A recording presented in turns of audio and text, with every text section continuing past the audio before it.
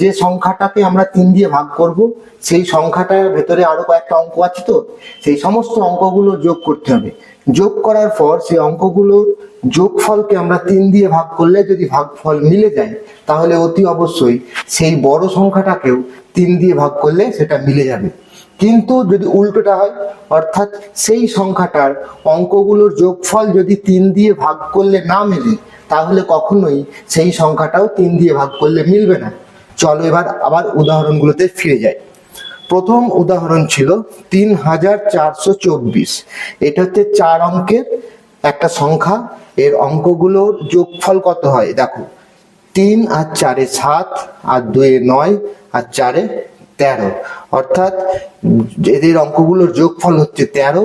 সেই 13 সংখ্যাটাকে কিন্তু আমরা 3 দিয়ে ভাগ করতে পারবো না, সেই জন্য এই 3424 এই সংখ্যাটাও 3 দিয়ে ভাগ করা যায়।